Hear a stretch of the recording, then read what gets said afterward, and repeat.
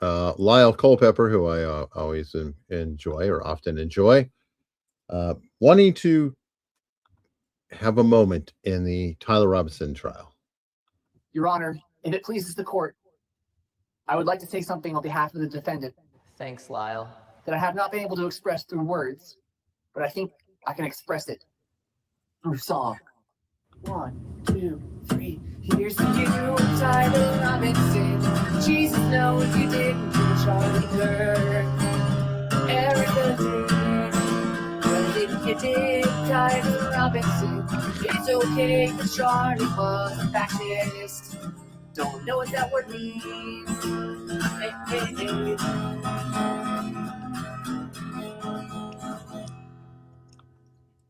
I didn't learn the rest of the song, but I hope that means something.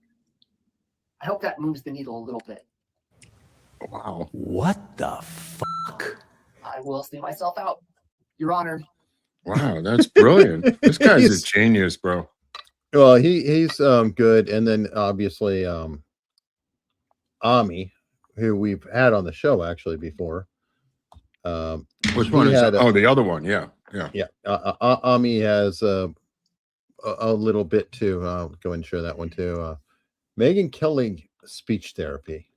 Hi. Hi there. What seems to be the problem? All right, well, so lately I've been having trouble saying certain words. Okay, only certain words? Yeah. All right, we're going to do a little assessment. Okay. Just repeat after me. A. O. C. C. Okay, very good. Next, we're going to do a name. Tyler. Excellent. Okay, moving on. Next word is Muslim.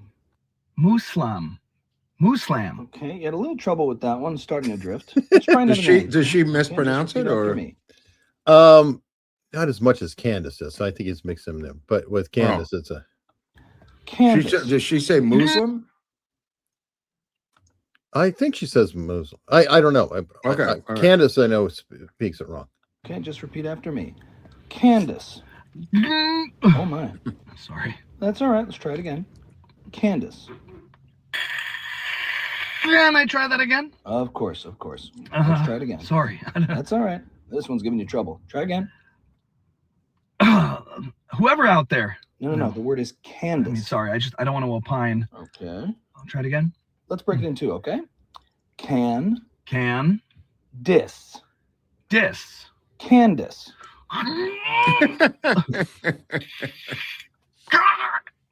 Can't do. I can't say it. I don't know. I can't say it. Yeah, that much is clear. I can see that. Try it again. Candace. Whoever out there is. No, that's. Yeah, you keep drifting. Try it again. Candace.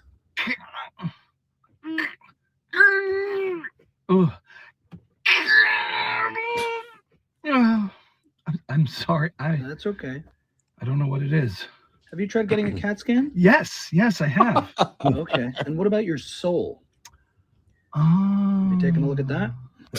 Yeah, that might be worth searching. Could be where the problem is. Interesting. Okay, so why don't you take a few days, look into that, and then see me next week, okay? Go yourself. Wow, man, he's avant-garde now. Well, and the last bit, go F yourself, that was Megan. She was like, if you think that I'm going, you go fuck. And is that her thing? Or is that that's how you win over audiences. You tell your audience, go fuck. Oh, I got you. Right. They like that. Audiences, some of them do. Well, okay. Some do, but in general, doesn't always go well. But you know what does go well? That would be torn from the headlines. I think we need music for this segment. Now, like an intro, tiny little intro. Maybe. But for now, it'll be our stultifying thoughts and humor.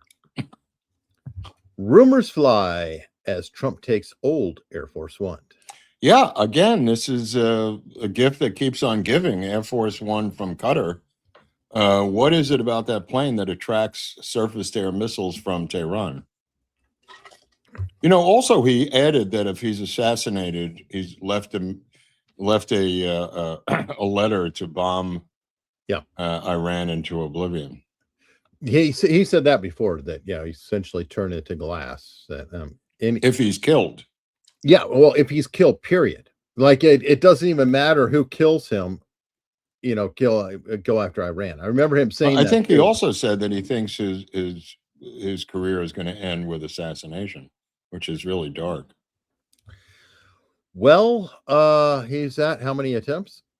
We don't know. We don't know. There's the ones that we definitely know about, other ones that are rumored, and then God only knows how many things fell through that we haven't seen. So I don't know. Let's see, reading, writing, and $20 million ripoffs. It's What? in his freezer. Look at the money in his freezer. This is from a small school district in California that these guys have been stealing from for years. They were arrested this week by Bill Asaley, Orange County's Magnolia School District, I think it is, sentenced to 70 months in prison. That's his mini fridge right there. You're seeing a picture of his mini fridge. Worst U.S. school frauds ever. Not even in LA, in Orange County, surprisingly enough. So the fraud has spread down south to OC.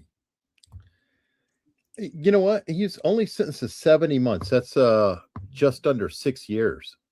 All right. That much Well, it's a money. white collar crime. I don't know how much you're supposed to do, but I know, but that's something that's always really made me question things because Yeah. I joined the army, right? And I did a 4-year stint, and then I re-enlisted and did a couple more for not the best money or anything in the world. You have to ask yourself a question. If you can get a hold of many millions of dollars and maintain it somehow, a lot of people, it would be worth it to them to do the time. It's only a few years. If they come out and have the means afterwards. Well, I think they took the money too. So, well, supposedly, but it seems like a lot of these people who commit the white collar crimes in the high level, when they're out, they still are somehow rich, and I don't know how they do that. it. I don't know. But these school district things are just staggering out here now. They're going after the schools. This has been a piggy bank for corruption for 30 years now, and now Asaley is going after them, as is Cash Patel. Well, good.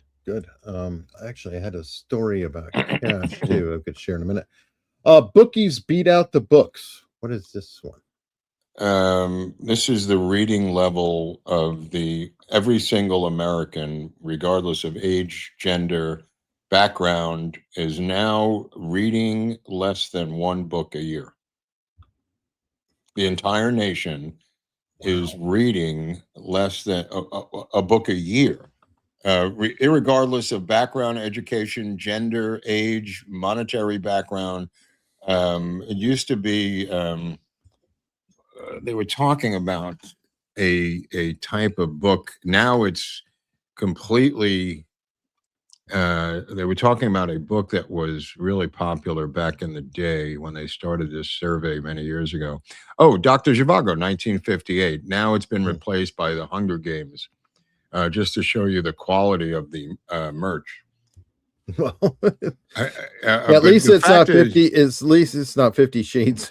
Right, but I'm saying, dude, one book a year? I mean, it's just shocking. It is shocking, but at the same time, that doesn't mean people aren't reading. A lot of it is they're spending hours and hours and hours, unfortunately, reading garbage, posts and things like that online and all kinds of, content there. But the actual physical reading of a book. Yeah, well, this is just about books. I agree. They're just talking about books now. So that's exactly what the article's about. No, I understand, but I did want to point out that because people are still reading. It's just so you say, but we don't know. Well, I mean, I know that they're at least commenting. That's true. So I mean, and I see them on X doing something, and they seem to read my replies. Okay. Anyway, let's see. Crackdown on shady pop-ups. Yeah, I saw this all week today down in San Clemente and San Juan Capistrano on the beaches. They have rigged up these massive canopies, and sometimes they'll put 3, 4, 5, 6 together and create a civilization on the beach. I'm not even kidding, you know, with chairs, coolers, whatever it is. But now they're going to crack down on the size of the canopies, how close they are together. They interlock them together with wire. I mean, they literally create villages, Eric.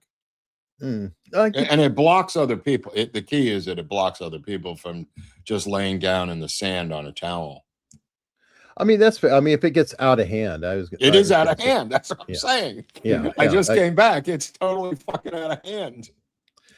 I'll never forget in Virginia Beach, like when I first came here, I found out that on the beach they didn't allow food, drink, frisbees, balls, and it was like this whole laundry list. I was like, why don't you just save time and say no fun? Yeah, you know, they wheel out these carts, and then they bring in solar panels, and then they have little TVs, and it's like camping at the ocean, like, you know, right by the shore. Hey, I want to back my RV up to the beach. Is that okay, Mark? No, apparently not. That's kind of what they're doing. I don't have an article for this one, but one of the main hiking places here in town in Studio City is a canyon where people hike. And they showed up on Monday, and they had created a parking lot there was a parking lot, and they created the parking is now $7. There was no fee before. They showed up on Monday, and you had to pay $7 to park to go hiking, and these people lost their shit. Of course, they all voted Democratic, and now they're upset. So they started to park in the surrounding neighborhoods to avoid this now completely empty parking lot that was full every single day of the year with, like, I want to say 50 to 75 cars of people who go hiking in this canyon area in Studio City. So they installed these parking meters and charged $7. So absolutely no one was in the parking lot. Zero. Well, figures. California colleges keep caches hush hush. You know about this? No. They've got entire military machine guns and everything else. This is just the campus police. The campus police have arsenals under lock and key that they control of tons and tons of ammo, grenades, smoke grenades, machine guns, AK-47s, M16s, and this voice of God device that I've never seen used, the IRAD, which is the long-range acoustic device. They also have that at UCLA. So people are just flipping out because this story just broke that every one of these schools has an arsenal controlled by $20 an hour security guards on a scooter. I don't know. What are they preparing for? That's Armageddon. I guess I'm seeing. I don't know. Red Dawn popped in my head, but I'm like, is this like, were they doing it back then, thinking of something? Because right now, that does seem completely crazy. Thank you.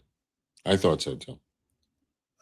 Yeah, especially California. So they're banning in one place, but then arming in the other. Ugh, great. Well, you know what? Actually, that it sort of makes sense because that's the communist central. Yeah. So you know, hey, yeah, if they're attacked, there. If they're attacked by the federal government, they have their weapons and fight back to keep their classes going. Wow. Glaring oversight. This is the Mandami administration of ethnic neighborhoods, including lesser-known enclaves, but ignores Jewish, Italian, and Irish. So, like, yeah, they don't exist. I've never heard of half of these. I'm sorry if it's a little blurry, but Little Ecuador, which is on 74th and Broadway. I used to live on 83rd in Amsterdam. I don't remember Little Ecuador around the corner. Little Colombia, Little Caribbean, Little Bode, Tibet on Northern Boulevard in Queens, it looks like. Little Bangladesh and Jamaica, Little Africa in the Bronx. Well, that makes sense. Little Africa in Staten Island. Go figure that one I out. like Little Guyana. There's 2 of them. Dude, little Pakistan, little Palestine, little Poland, little Senegal, little A Ukraine. little third world is what it sounds like. This is his base. A lot of it is in Queens, Eric. That's on the extreme right, the orange part. I am from, I think, like 24. Oh, yeah, I'm from 24, which is the Russians. There's Little Odessa. It's Russian Jews down there now in Brighton Beach, which is next to Coney Island and Sheepshead Bay. Little Poland. I don't even know about that one. I never heard of any of these. Little Senegal. Of course, Senegal. No, right? I mean, we heard about Chinatown. No, I know, but Senegal, for God's sake. The country itself, I barely hear of. Yeah. I mean, how many can there be in these neighborhoods? Apparently